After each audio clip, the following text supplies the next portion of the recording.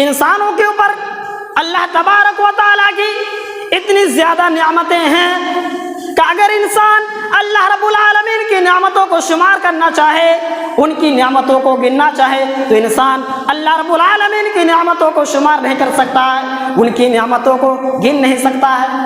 دلیل رب العالمین قرآن حکیم کے اندر ارشاد فرماتے ہیں،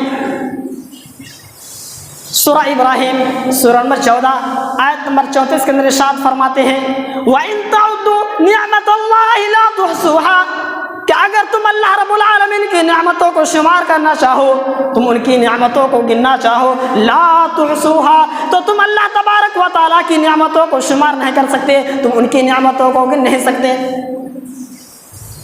تو پہلی بات معلوم ہوئی کہ اللہ تبارک و تعالیٰ کی بے شمار نعمت انسانوں کے اوپر ہیں، اور انسان ان نعمتوں کا شکریہ ادا تو درکنار کی بات ہے، ایک نعمت کا بھی شکریہ ادا نہیں کر سکتا۔ انسان اللہ رب العالمین کی نعمتوں کا شکریہ ادا تو درکنار کی بات ہے، ایک نعمت کا شکریہ ادا بھی نہیں کر سکتا۔ دوسری بات کہ جتنی بھی نعمتیں اللہ تبارک و تعالیٰ نے اپنے بندوں کو دی گئی ہیں، عطا کی گئی ہیں، وہ تمام نعمتیں اپنی جگہ اہمیت ہیں۔ تیسری بات کہ ان تمام نعمتوں میں سب سے اعلیٰ درجے کی نعمت کے بارے میں اگر سوال کیا جائے تو وہ نعمت کون سی نعمت ہے، تو مومن کا ایک ہی جواب ہوگا کہ وہ نعمت ہدایت ہے۔ یہ وہ نعمت ہے جو صرف اور صرف اللہ تبارک و تعالیٰ کی توفیق سے ملتی ہے، نہ نبی دے سکتا ہے، نہ دنیا کا کوئی انسان دے سکتا ہے۔ ہدایت صرف اور صرف اللہ تبارک و تعالیٰ ہی دے سکتا ہے، نبی تو صرف راستہ دکھا سکتا ہے، اور منزل مقصود تک پہنچانا، ہدایت دینا، یہ کام صرف اور صرف اللہ تبارک و تعالیٰ کا ہے۔ ذرا یہ حدیث کی روشنی میں دیکھتے ہیں۔ حدیث اس طرح سے ہے، صحیح مسلم کتاب الایمان کتاب نمبر 1 حدیث نمبر 135، عن ابی ہریرہ رضی اللہ عنہ قال قال رسول اللہ صلی اللہ علیہ وسلم لعمه قل لا الہ الا اللہ اشہد لک بها یوم القیامة قال لولا ان تعیرنی قریش یقولون انما حمله على ذلك الجزع لعقرت بها عینک فانزل اللہ انک لا تهدی من احببت ولكن اللہ یهدی من یشاء۔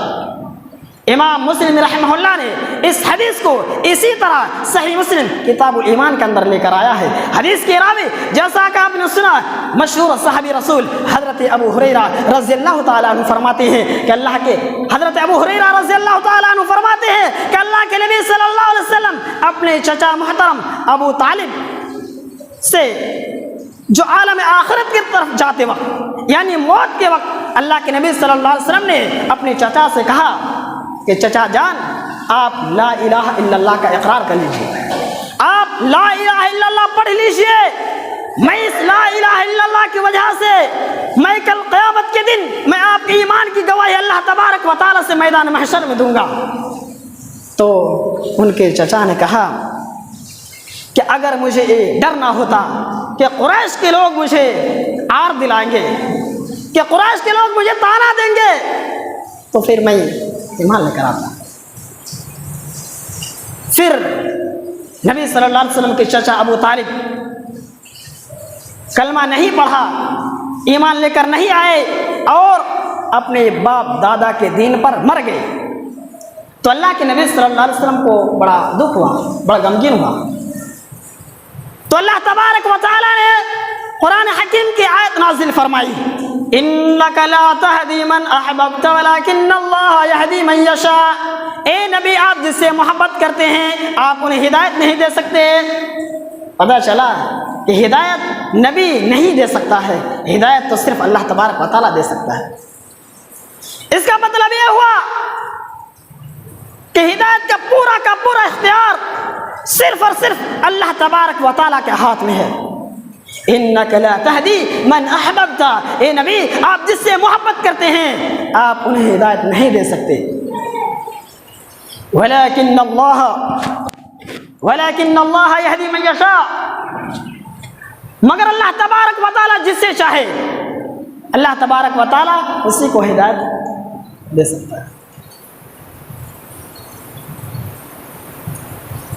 یہ ہدایت ایک ایسی نعمت ہے کہ ہدایت جس آدمی کو مل جائے سمجھو کہ اسے بہت بڑی نعمت مل گئی۔